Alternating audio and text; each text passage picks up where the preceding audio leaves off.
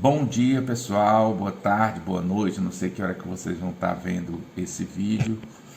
Aqui é o professor Elvio Bozon. Eu preparei, gente, essa pequena revisão para vocês, para que vocês estejam mais preparados para a prova. Chamei essa revisão aqui de se a prova fosse hoje, tá bom? Então eu vou resolver aqui com vocês essas 6 questões, na verdade 5 questões e um desafio. Bom, é o seguinte, nós vamos fazer como se a prova fosse hoje. Vocês vão primeiro responder as perguntas e logo em seguida eu venho com a resposta e a explicação, tá certo? Então, primeiramente vocês vão responder a primeira pergunta. Leiam, respondam, tá certo? E só depois vocês vão ver a resposta comigo, tá certo? Eu vou explicar para vocês. Beleza? Então, pode começar. Bom, espero que vocês tenham pausado e já resolveram aí a primeira questão. Acredito que vocês acharam muito fácil também, né? Então, vamos lá. Vamos resolver sem perder tempo. Ao calcular a medida da área de um círculo de raio igual a 1, Júlio encontrou a medida da área igual a π. O valor desta medida na reta numérica encontra-se entre os números. Então, pessoal, o foco aqui é no número π. Nós sabemos, pela aula que nós já vimos, que o π é um número irracional, certo? Então, como sendo um número irracional, você não tem uma medida exata para o π, certo? Mas o π ele está localizado entre dois números inteiros. E a pergunta é, qual é esses dois números inteiros? Será que o π está localizado entre o 1 e o 2? Será que o π está localizado entre o 2 e o 3? Será que o π está localizado entre o 3 e o 4? Ou entre o 4 e o 5? Conforme nós estudamos, pessoal, o π ele tem o seguinte valor aproximado. 3,14. Como eu expliquei para vocês, isso aqui é um valor aproximado. Para efeito de cálculo, a parte que vem depois da vírgula, ela não tem fim, ela é infinita. Por isso que é um número irracional. Além de ser infinita, ela não se repete, não tem um período, não tem um número que se repita. Então, gente, como nós temos aqui que o π aproximadamente é igual a 3,14, você observa que o 3 aqui é a parte inteira. E além da parte inteira, além do 3, nós temos o 14, certo? Então, significa dizer que esse número ele é aproximadamente maior do que 3. Logo, ele vai estar entre o 3 e o 4. Parabéns para quem acertou. Agora, nós vamos para a segunda questão. Eu vou dar um tempo, novamente, para vocês responderem. Muito bem. Agora que vocês já responderam, agora eu vou corrigir com vocês, tá bom? Então, gente, localize na reta numérica abaixo os números racionais. 5,2, 0,5, 1,5 e 6,3. Vemos que aqui não existem números inteiros, não existem também frações e nem periódicos, apenas números decimais simples. Então, é muito fácil de representar na reta numérica, certo? Então, a gente pode, para facilitar, complementar logo o que está faltando aqui, ó. Nós temos o 3, nós temos o 4, o 5 e o 6. São os positivos. E os negativos, nós temos o menos 2, o menos 3, o menos 4, o menos 5 e o menos 6. Então, nós vamos localizar agora esses números decimais, certo? Então, o primeiro número que a gente tem aqui é um número positivo, certo? Que é o 5,2. Então, o 5,2, pessoal, ele vai estar aproximadamente aqui, ó, entre o 5 e o 6, tá certo? Então, localizando na reta numérica, fica bem aqui aproximadamente, 5,2. Agora, o próximo número também é positivo, é o 0,5. Acredito que vocês marcaram sem dificuldade, né? Entre o 0 e o 1, certo? Por quê? Porque a parte inteira aqui é 0. Então, esse número é maior do que 0 e menor do que 1. Ok? Beleza. Agora, a gente vai determinar a posição do menos 1,5. O menos 1,5, pessoal, ele vai estar entre o menos 1 e o menos 2, pelo mesmo motivo. A parte inteira aqui é menos 1. Então, você vai para ela aqui, ó, menos 1. E logo depois vem o menos 1,5, certo? E para finalizar, nós temos o menos 6,3. O menos 6,3, pessoal, vai ficar depois do 6, certo? Então, vai ficar menos 6,3, certo? Então, não esqueça de observar se é positivo ou se é negativo. Os negativos ficam antes do zero e os positivos ficam depois do zero. Muito bem. Espero que vocês tenham acertado. Agora nós vamos para a terceira questão. Eu vou dar um tempo novamente, vocês vão tentar fazer sozinhos, certo? Como se fosse a prova, tá bom? Depois eu venho a correção. Então vamos lá. Muito bem. Então, gente, agora vamos resolver. Em uma loja de informática, Paulo comprou um computador no valor de R$ 2.200, uma impressora por R$ 800 e 3 cartuchos que custam R$ 90 cada um. Os objetos, foram pagos em 5 parcelas iguais. O valor de cada parcela em reais foi igual a... Então, pessoal, vamos colocar aqui as parcelas. Em primeiro lugar, ele comprou um computador cujo valor é R$ 2.200. Depois ele comprou também uma impressora que vale R$ 800. E também ele comprou 3 cartuchos de R$ 90. Então, 3 vezes R$ 90 vai dar R$ 270. Então, acrescente aqui. Muito bem. Agora você vai somar essas parcelas, tá bom? Então, você vai ter 0, 7, 8 e 4, 12, vai 1, 2 e 1, 3. É uma simples soma. Beleza. Então, pessoal, ao todo, eles gastaram R$ 3.270. Só que ele pagou em 5 parcelas. Então, pessoal, 3.270 ele dividiu em 5 parcelas, tá bom? 5 parcelas iguais. Quanto será que ele pagou em cada parcela? Então, vamos lá. Você vai pegar, pessoal, o 3 e o 2. Você não vai pegar só o 3 porque ele é menor do que o 5. Para você dividir, sempre você vai pegar aqui 2 números, caso um número seja menor do que o divisor. Então, você vai pegar 2 números. 32 dividido por 5 dá 6.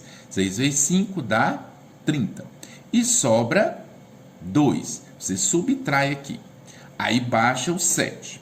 27 dividido por 5 dá 5. 5 vezes 5 dá 25. E sobra 2. Aí você baixa agora o 0. 20 dividido por 5 dá 4. 5 vezes 4 dá 20. 20 menos 20 dá 0. Então, pessoal, isso significa dizer que Paulo vai pagar R$ 650 em 5 vezes, certo? Então, ele pergunta o valor de cada parcela. Então, a resposta vai ser, ó, o valor de cada parcela será de R$ 654. Acredito que vocês acertaram também. Meus parabéns para quem acertou. Agora vamos para a quarta questão. Vou dar um tempo novamente, vocês vão responder e depois eu corrijo. Vamos lá? Beleza. Agora vamos para a correção. Calcule o produto. Pessoal, quando falar a palavra produto, significa multiplicação. tá bom? Então, produto é multiplicação, certo? Assim como diferença é subtração. Então, vamos lá. Vamos calcular o produto, ou seja, a multiplicação entre esses dois números aqui, certo? Usando aqui o algoritmozinho da multiplicação, vamos resolver.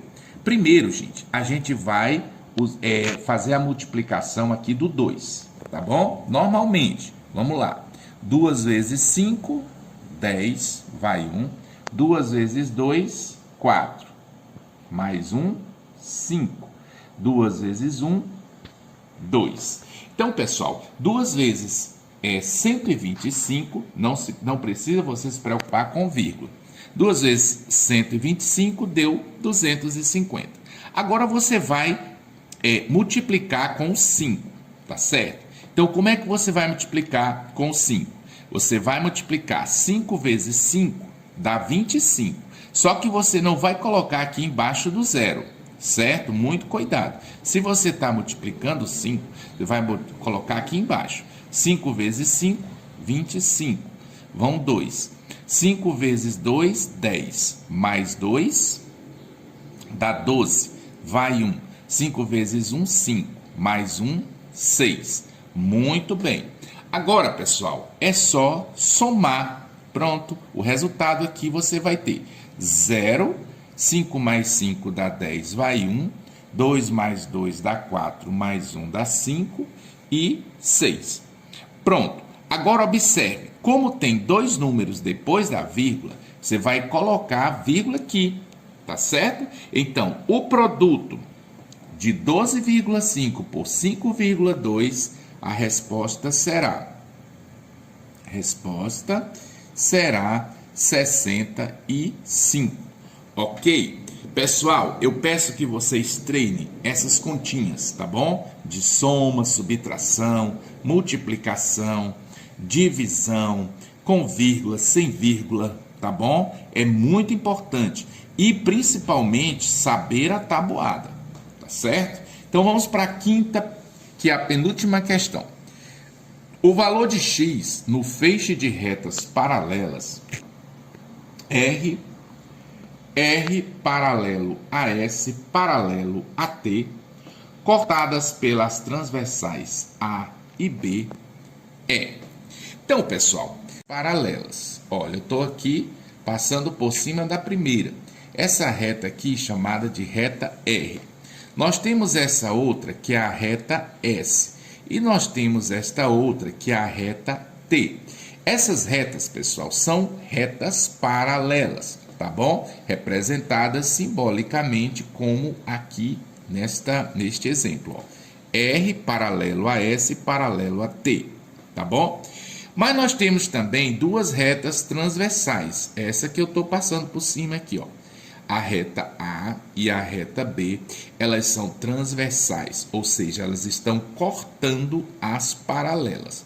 Mas observe que quando essas retas transversais, elas cortam as paralelas, elas formam segmentos de reta, tá bom?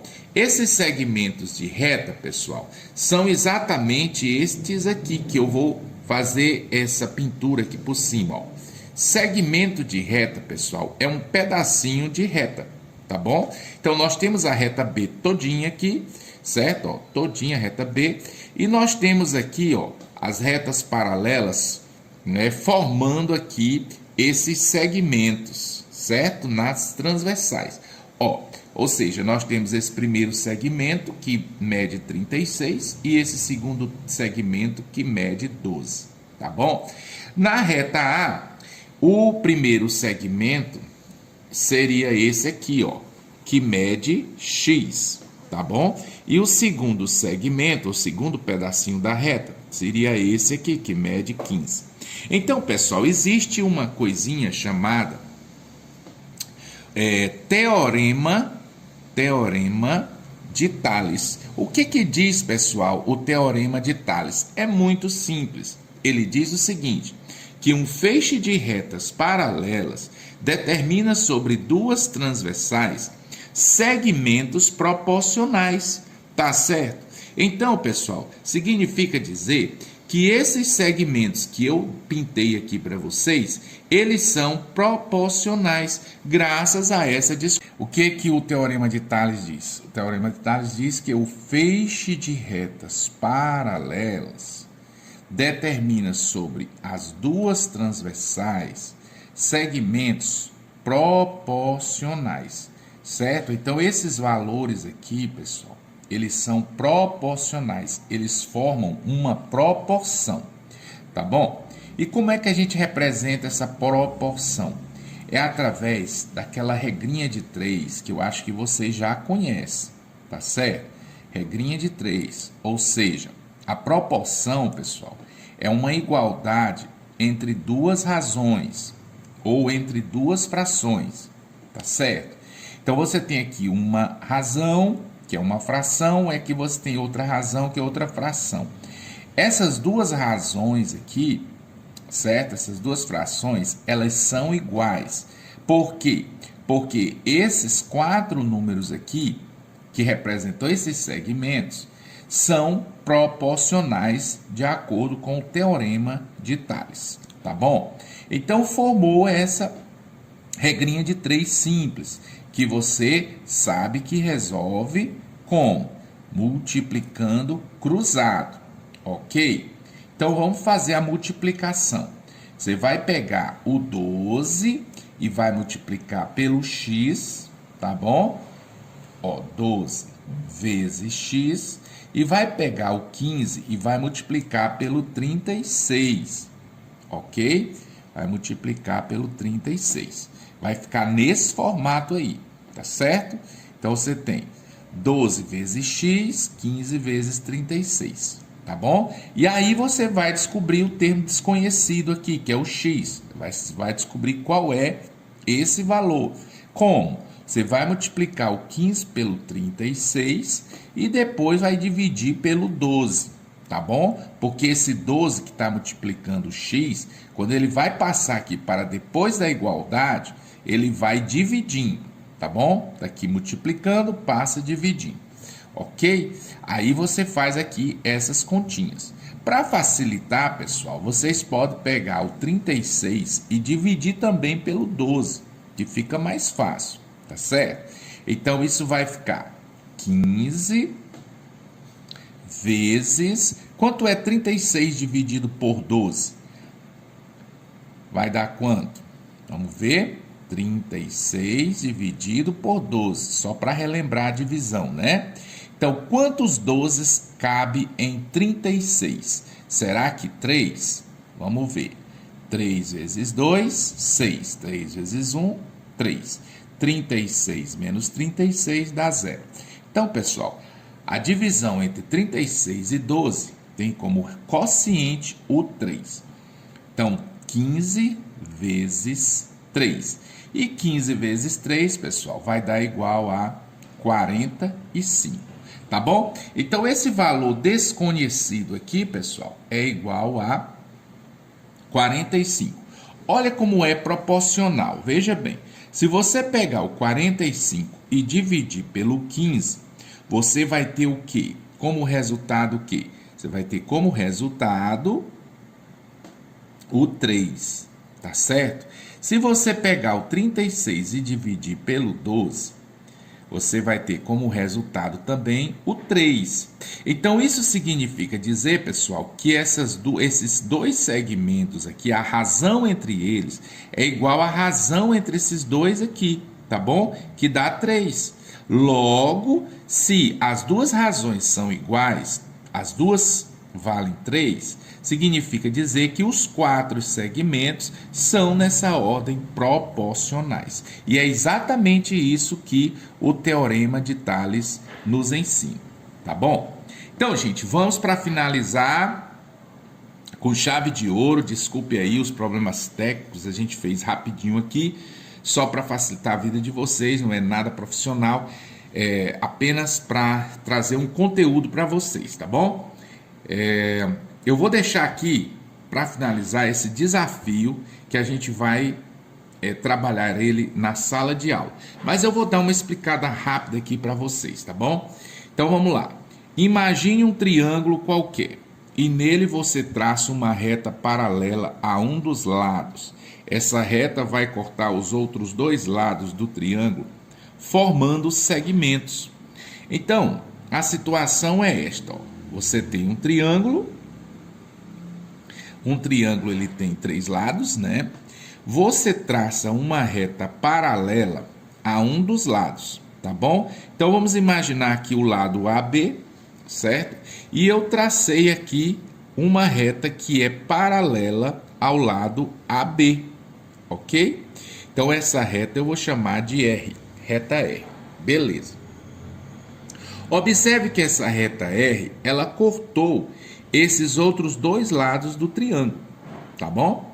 Então, como diz aqui, ó, essa reta vai cortar os outros dois lados do triângulo formando segmentos, tá bom? Então, nós temos aqui, ó, esse segmento e esse outro segmento, nós temos este outro segmento e este outro segmento, ou seja, nós temos 4 segmentos. Beleza. Aí vem a pergunta: será que existe alguma relação matemática entre os tamanhos destes segmentos? O Teorema de Tales pode te ajudar a descobrir, tá bom? Então eu quero que você me diga qual é a relação que existe. Eu vou chamar esse segmento de A, esse de B, esse de C e esse de D. Eu quero que você me diga qual é a relação que existe entre esses segmentos A, B, C e D. Tá bom? É só você lembrar da questão anterior, beleza?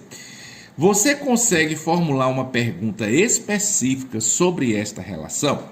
Então, pessoal, eu quero que vocês elaborem uma questão, certo? Como a questão 5, por exemplo, quero que vocês elaborem uma questão usando esta relação que existe entre esses segmentos. Ok? Então fica esse desafio aí do professor Elvio para vocês, tá bom? E até a próxima. Valeu!